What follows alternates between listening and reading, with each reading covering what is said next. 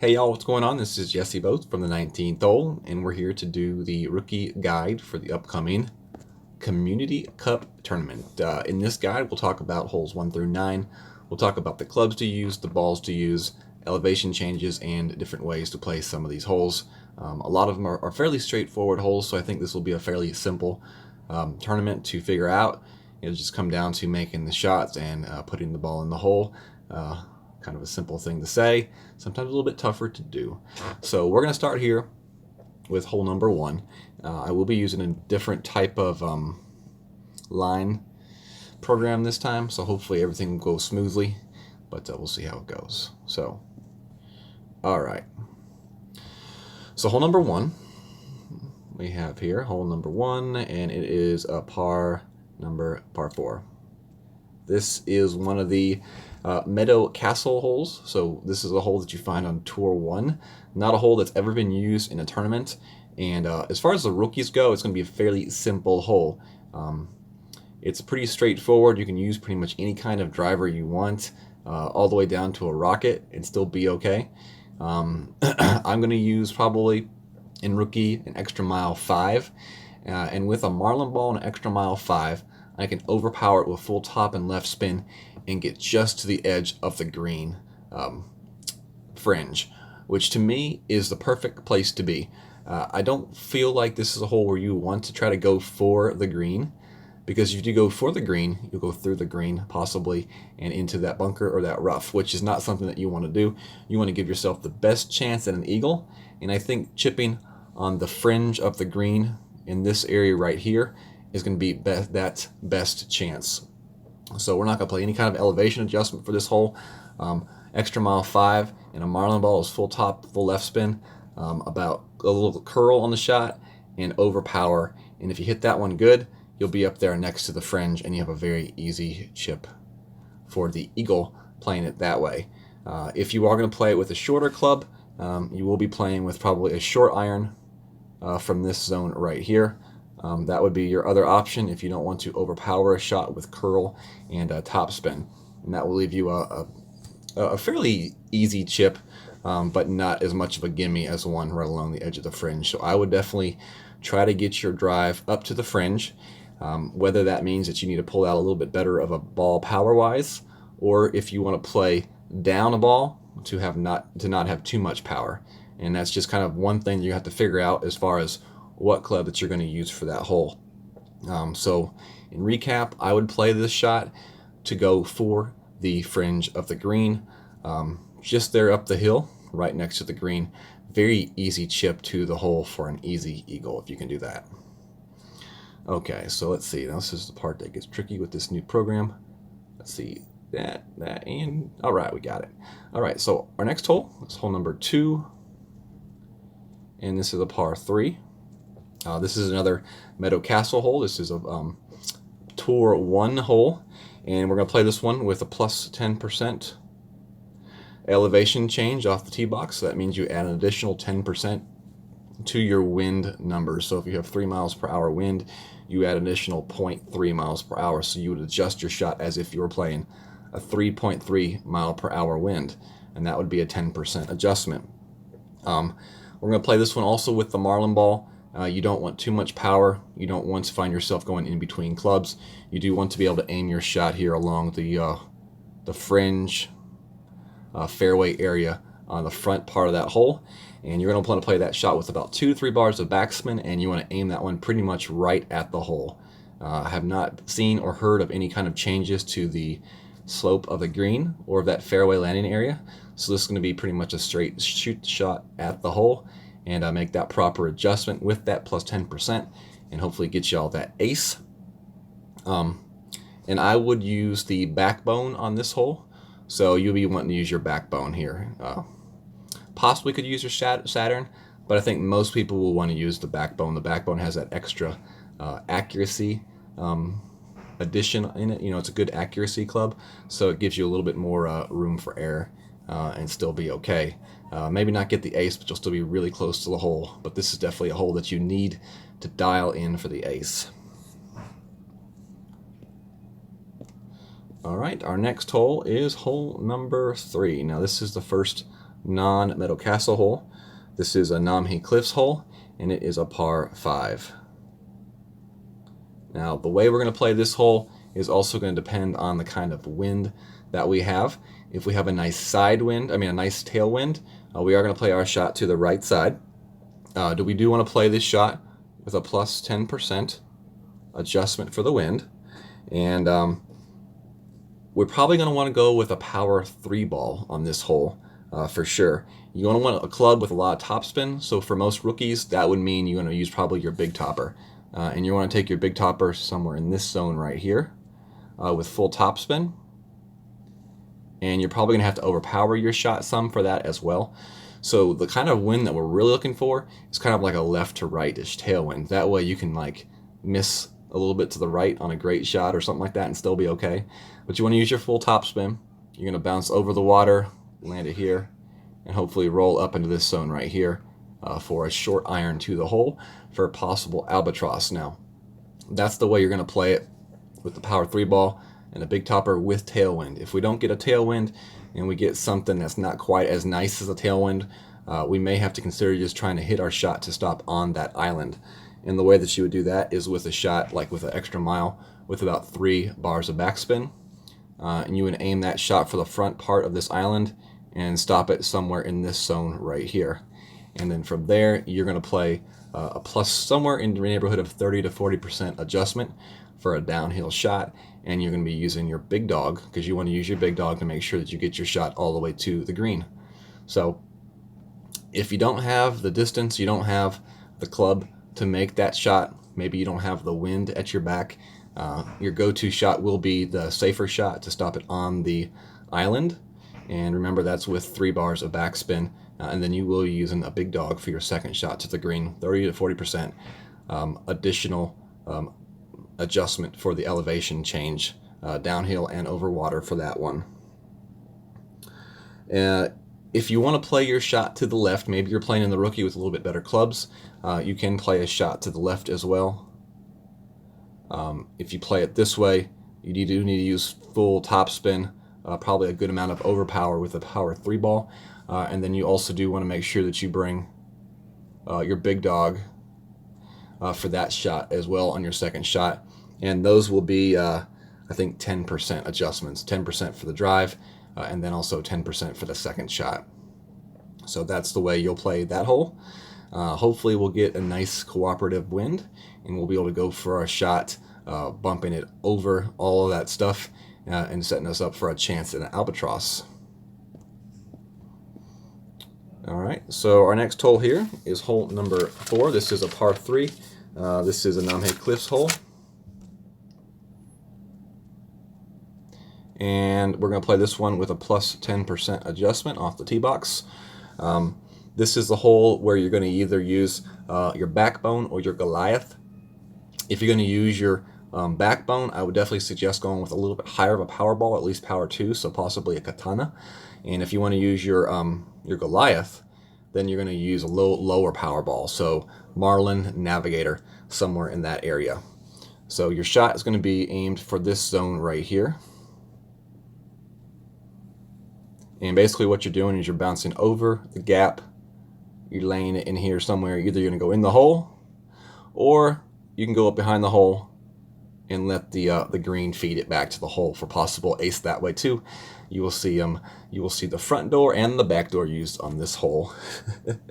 I would say go with 2 bars of backspin if you have a tailwind or a side wind.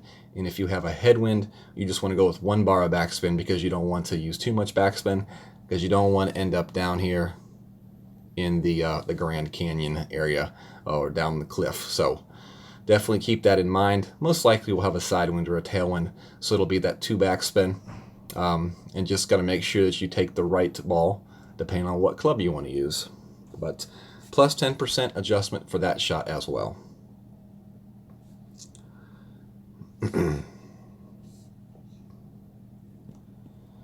Next hole we have is hole number 5, and hole number 5 is a par 4. This is a Namhe Cliffs hole. I would definitely suggest going with an extra mile on this hole and a power 3 ball. If we have a nice side wind, a nice tailwind, we will be trying to make our jump off this island with topspin and a little bit of right spin, because we want to get the bounce and we want to get to the shot to kick here and then roll onto the green towards the hole. Chance at an ace, I've seen it happen, but most likely not. But there is definitely a chance if you get the good roll here. I would say somewhere in the neighborhood of 4-ish topspin on that shot. This is one of those shots where you got to be very careful. You don't want to use too much topspin because you don't want your shot to go through the green and onto the rough, or to a point on that green where you can't putt make the putt in one, because this is a very large green, so there are specific spots where you cannot make the putt in one on this green, the very back of the green being one of those places. But you do want to use enough topspin where your ball does get onto the green a good enough distance, because if you're too short on the green, you won't be able to make that putt in one either. So it's kind of finding that happy medium of topspin and how you're going to play that shot to really be successful on this hole to get that eagle. So I would say somewhere in the neighborhood of 4 bars of topspin and a couple bars of right spin. Depending on what kind of wind we have, may depend on what kind of curl you use as well. So we'll just have to wait and see what kind of wind we have. If we do have wind where it's not feasible to play on the island, then you will have to play a shot over this area here with full topspin, left spin, and you will take your shot over here, and then you will have a short iron to the pin, and that's a pretty straight on shot to the pin. I would say for this shot right here, you're going to play a plus 10% off the tee box, no matter which way you play it, left or right. For your second shot, if you play it to the right side, you're also going to play a plus 10% additional here for it being downhill as well. So depending on which way you play it, those are your elevation changes for those shots. All right, hole number 6 is next. And let's see, hole 6, par 3. And we just had this hole, it feels like. I think we just did 2 tournaments ago. Juniper Point, par 3, plus 10% off the tee box for this shot, downhill. Backbone is going to be your club, and you go with a Marlin or a Quasar. I usually use a Quasar ball. I like to land my shot somewhere right in here with 2 backspin, 2 left spin. I aim it kind of towards the hole somewhere in this area right here, and you roll it up, and then you get that nice curve off of this slope back to the hole. And that's the way that I play this hole. Some other people may play it with more backspin. I like that 2 back, 2 left, and then kind of aim it off to the right-hand side of that hole, maybe like 1 or 2 squares to the right-hand side, and let that ball just kind of funnel naturally back to the hole. Definitely a good way to get the ace on this hole. And there's really not a whole lot more to say on this hole. We just had this one. So look back in your notes, 2 tournaments, and however you played it that time, if you were getting the ace then, play it the same way this time. So more than likely we'll have a shot where we're playing a max, an adjustment at max for your backbone. All right, hole 7. And this is back to Meadow Castle we go. Hole 7, par 5. We're not going to play any kind of elevation change for this one. It's very flat, very wide open. The easiest par 5 in the game. And basically this is just to blast your shot down the fairway type of hole. Now, you can play your extra mile, you can play your Titan ball, you can play your snow globe ball. The sky's the limit for this hole. I say that's my motto. Sky is the limit, because you can really do whatever you want on this hole and still be okay to get the eagle. Trying to get the albatross, though, is what is important. Definitely a hole where the albatross can separate you from the field. And I always say, sky's the limit. Use your balls at your own risk. So the way you get your shot down the fairway is going to be basically the key. I experimented a little bit with the big topper, where I aimed the right edge of my target right down the middle of the fairway. I moved my big topper, this is a big topper 4, over 10 rings to the left, and then I played a straight down power curl shot where I just pulled the power straight down and then let that needle get all the way to the right side, and then I let it go. And I was getting my shot to somewhere down about this area right here. it was leaving me in a min backbone shot right there, which is pretty cool. You can play a regular tee shot, get your shot up in here, and from there you'll have a max to a mid-level backbone shot. But I really like that min-level backbone shot. Was pretty cool. And if you want to pull out even bigger, like a better ball, like a power 4 or power 5 ball, you can probably get your shot somewhere down in this zone right here, maybe into thorn distance, which would be even better. That puts you in thorn dunk range, or even maybe just even an easier thorn chip range.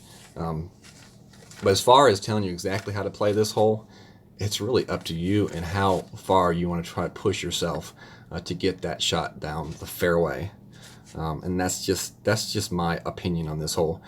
For your second shot, though, you want to play a plus 5%. So there is a plus 5% adjustment for your second shot, which in rookie is probably not going to make that much of a difference because the winds will be pretty low. But as you start getting up into the upper divisions, like the pro, expert, masters, that plus 5% can really change the way you adjust for that shot. And from what I saw, the pro, expert, and masters tees are way, way, way back there. So I'm expecting the pro and the masters and all that to try to get their shot maybe up in this zone right here. So we'll have to wait and see. But let's see if anything else I want to say about hole number 7. Nope. Just that sky is the limit. All right. Hole number 8. Par 4. Another hole that's going to be very dependent on the kind of wind that we get. You could use something like a Quasar. You could use something like a Titan. It just really is going to depend. We're going to play a plus 10% on the adjustment here for the elevation off the tee box. And you have an option to play safe over here with the driver. That's one way you can play the hole. And then you'll have a short iron shot to the hole this way. The other way you can play the hole is just like a straight power curl shot where you aim your shot for this zone right here off the tee box. And you're going to use just straight top spin, left spin, and left curl to kind of curl that shot around to bounce it, hop here, and then roll towards the green that way. The other option to play on this hole is a power curl shot where you aim your shot for this pretty much the same location, but then you're going to adjust your club to the right for the power curl slice. And depending on what kind of club you have will change the amount of rings that you do move for that. So definitely check out golfclashnotebook.io, and you can find the section there where it actually tells you how many rings you need to move it for your driver that you have that you're using. So like just off the top of my head, I know that a Thor 4, Thor 5 is a 15 ring adjustment. So I would adjust 15 rings in addition to the wind for that shot. So definitely a pretty cool hole. Definitely a hole that you need to eagle. But then again, it will depend on the kind of wind that we get for this hole. We'll see if the game makers decide to give us a little bit tougher winds, since they are pretty much putting us on a very easy course. So it will be interesting to see what they do as far as the winds go for each of these divisions. Okay, so we got... Oh, messed up. Okay, hole 9. Last and final hole. And par 5. Now the way we're going to play this one is plus 10% off the tee pad. So plus 10% adjustment for your elevation, extra mile, and then for your secondary club, Big Dog or your Viper, depending on how far down the fairway you can get your drive.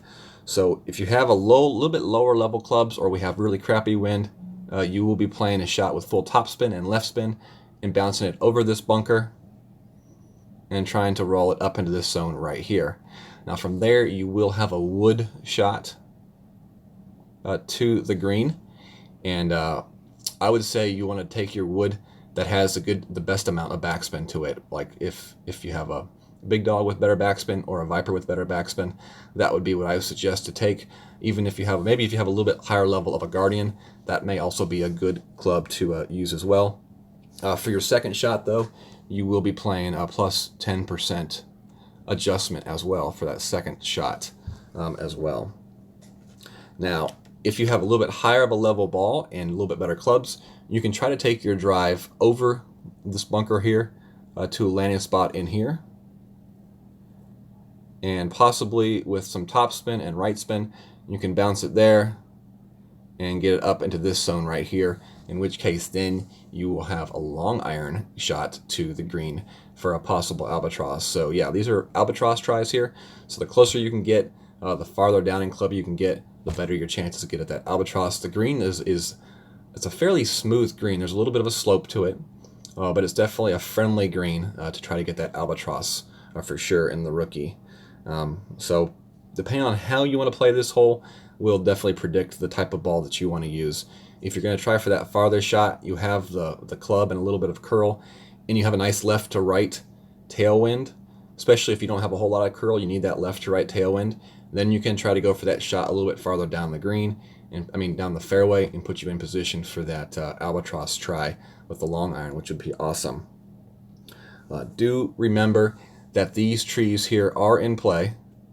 So when you're trying to take that shot down the fairway, do make sure to not cut that corner too tightly, because the worst thing you can do is hit those trees and end up in this bunker right here. So definitely be mindful of that and watch out for that when you're playing this hole. All right, y'all, that was the Community Cup holes 1 through 9, and it's been a pleasure. Hopefully you all can knock it out of the park here in qualification starting on Monday. I will be doing my playthrough videos for the rookie and the pro for sure, 100%. I will have like kind of a shortened week because I am going on vacation on Wednesday and to be doing a bit of driving. So I will not have the ability to put out the same amount of content that I normally do, but I will make sure to get out my pro and my rookie put out because those are the two divisions I concentrate on trying to help out the most, and that's how I've always have been, and that's always going to be my focus, is the people that are just starting to play the game and are coming up through the game. I feel like that's my calling, is kind of help them out and help improve their standing and hopefully improve their scores, get them on that podium, hopefully get them that gold medal, which is awesome. That is my end goal, is to help people win gold. So thank you all very much for watching the video. Definitely check me out on Facebook. If you have any questions, you can send me a question to my Facebook Messenger. Just shoot me a chat at this name right here, JESSEBOOTH. So you can send me a messenger there, or you can look me up on Facebook. The community that I created is called Golf Clash the 19th Hole. And if you go into the search and you just type in Golf Clash the 19th Hole, you can find that community. We're like 3,200 members, and it is a community that's created for the newer player and the veteran player. But it's a place that is supposed to be there for newer players to hang out, ask questions, and help grow their game. So it's definitely more of a teaching community, and that's what we pride ourselves on. So hopefully y'all can find us if you haven't done so already, and join the family. We also have 15 clans, so if you are wanting to get involved in playing the clan thing, we can definitely help you out there. You can just message me your player profile card, and I will find you a suitable clan that best fits the type of game that you want to play. We don't have all competitive clans. Some of them are casual, but some of them are competitive, so we just have to figure out which one best fits you. And hopefully we'll see you there. Y'all take care. God bless.